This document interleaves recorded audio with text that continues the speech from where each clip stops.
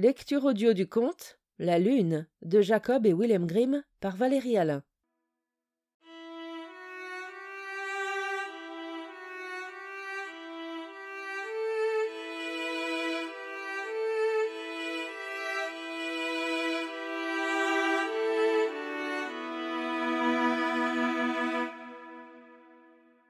Il y a bien longtemps, il y avait un pays où la nuit était toujours sombre.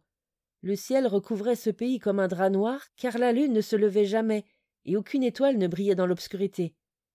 Quand Dieu avait créé le monde, ce peu de lumière nocturne lui avait suffi. 4 gars de ce pays partirent un jour en voyage, et ils arrivèrent dans un autre royaume où, le soir, lorsque le soleil avait disparu derrière les montagnes, il y avait dans un chêne une boule lumineuse qui diffusait partout à la ronde une douce lumière.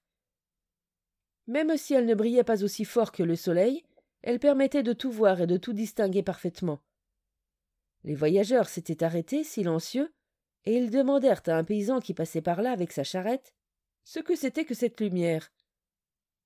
« C'est la lune, répondit celui-ci.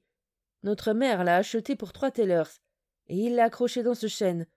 Il doit y mettre de l'huile tous les jours et la tenir propre pour qu'elle éclaire toujours bien. Nous le payons 1 thaler par semaine pour cela. » Quand le paysan fut reparti, l'un des voyageurs dit « Cette lampe nous serait bien utile. Chez nous, il y a un chêne qui est aussi haut que celui-là, et nous pourrions l'y accrocher.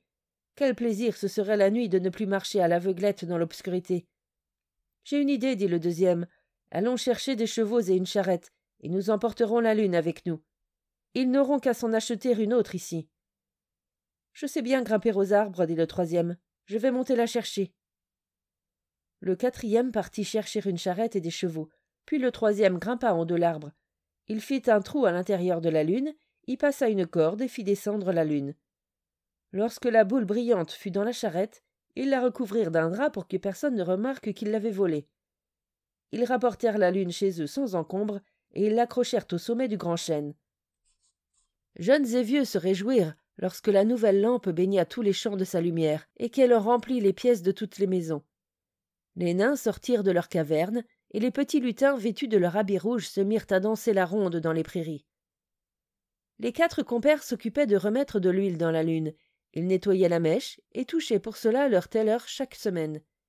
Mais ils devinrent vieux, et lorsque l'un d'eux tomba malade et sentit que sa mort était proche, il décréta qu'il devait emporter un quart de la lune dans sa tombe, car c'était sa propriété. Lorsqu'il mourut, le maire grimpa en haut de l'arbre, et avec des cisailles à tailler les haies, il coupa un quart de la lune, qui fut placé dans le cercueil. La lumière de la lune faiblit, mais de façon encore imperceptible. Quand le 2e mourut, on lui donna le 2e quart, et la lumière diminua. Elle devint encore plus faible à la mort du 3e, qui emporta également sa part avec lui. Et quand on mit le 4e dans la tombe, l'obscurité d'antan revint. Quand les gens sortaient le soir sans lanterne, ils se bousculaient, se cognant la tête les uns les autres. Mais quand les 4 morceaux de la lune se trouvèrent réunis dans le monde souterrain, voilà que là-bas, où avait toujours régné l'obscurité, les morts se mirent à s'agiter et se réveillèrent de leur sommeil. Ils s'étonnèrent de pouvoir voir à nouveau. La lumière de la lune leur suffisait, car leurs yeux étaient devenus si faibles qu'ils n'auraient pas supporté la clarté du soleil. Ils se levèrent donc, devinrent joyeux, et reprirent leurs vieilles habitudes. Une partie d'entre eux alla jouer et danser. D'autres se précipitèrent dans les auberges où ils exigèrent qu'on leur donne du vin. Ils se saoulèrent, se mirent à se chamailler et à faire du grabuge, et ils finirent par sortir leurs gourdins et par se rouer de coups. Le bruit qu'ils faisaient devint de plus en plus fort et finit par se faire entendre jusqu'au ciel. Saint-Pierre, qui garde la porte du ciel, crut que le monde souterrain s'était révolté, et il rassembla les armées célestes pour qu'elles chassent l'ennemi malin s'il avait l'intention de conquérir avec ses compagnons la demeure des bienheureux. Mais comme il ne venait toujours pas, Saint-Pierre enfourcha son cheval et se rendit dans le monde souterrain. Une fois là-bas, il calma les morts, leur dit de retourner se coucher dans leur tombe, et il emporta la lune avec lui, qu'il accrocha en haut du ciel.